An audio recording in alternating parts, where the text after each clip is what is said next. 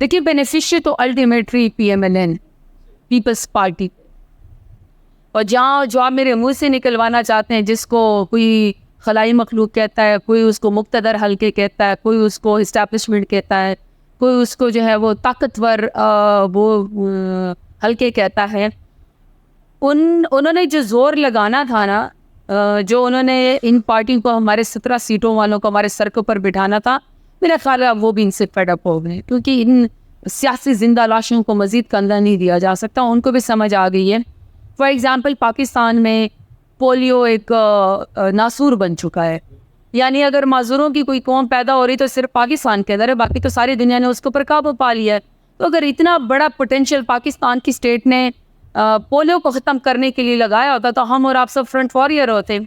اگر فرض کریں کہ اتنا بڑا پوٹینشیل پاکستان میڈیا کو کنٹرول، اداروں کو کنٹرول، سوشل میڈیا کو کنٹرول، الیکٹرانک میڈیا کو کنٹرول، ادھر بازاروں میں اور اس کے اندر بھی کوئی ڈر کے مارے بات نہیں کر سکتا تھا. یہ اسٹوڈنٹ کے لیے لیکچر باقاعدہ، یہ سارے اگر یہ سب چیزوں کو کیپٹلائز کر کے اگر فرض کر لیں پاکستان کی بیٹر فیس سیونگ کے لیے بھی استعمال ہو جاتا، ٹیررزم کے خلاف بھی اویئرنیس دی جاتی، انسانیت کے خلاف بھی دی جاتی، فرقہ واریت کے خلاف بھی دی جاتی، تو میرا خیال میں کہ اس وقت پاکستان چمک رہا ہوتا. لیکن وہ پوٹینشیل جب وہ ان مقتدر حلقوں نے جن کے بینیفیشری PMLN پیپلز پارٹی ہیں انہوں نے جب وہاں لگا دیا، انفارچونیٹلی ان کا اپنا بھی لاس ہوا، پاکستان کا لاس بھی ہوا. دیکھیے اداروں کو اور عوام کے بیچ میں کیا ہے، آئین کے صفحے تو پھاڑ کے پھینک دیے گئے.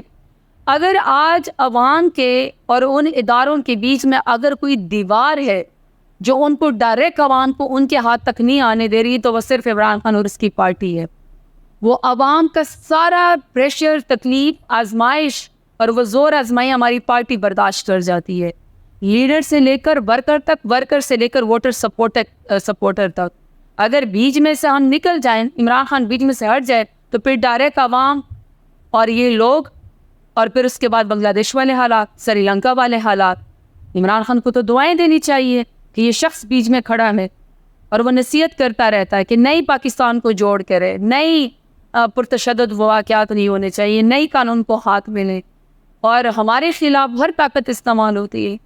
سو بینیفیشری جو آپ نے بڑا ڈائریکٹ کوسچن کیا، اس کا بینیفیشری جو ہے، یہ بڑی آسان بات ہے کہ آپ اداروں کے کندھوں کے اوپر چڑھ کے، کار کی ڈگی کے اندر بیٹھ کے، برقع پہن کے، بوٹ پالش کر کے آپ اقتدار میں 17 سیٹوں کے ساتھ وزیر اعظم بھی بن جائے.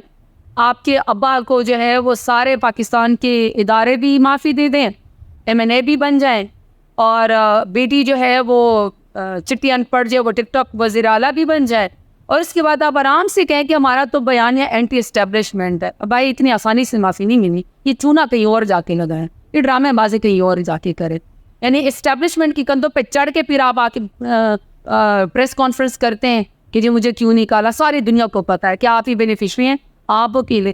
یقین کریں اتنی سختی اگر پاکستان تحریک انصاف کے علاوہ ان کی پارٹیوں پہ ہوتی نا، ان کے وزیر مشیر، ہم تو یہاں ٹکے ہوئے ہیں، ہم تو یہاں برداشت کر رہے ہیں. گھر سے باہر نکلتے ہیں تو ہم سے پاکستان کا جھنڈا چھینا جاتا ہے پولیس کی وردی میں، انہی کے کہنے پہ دیا جاتا ہے نا. اور کس کے لیے سسٹم بینٹ ہوا ہے؟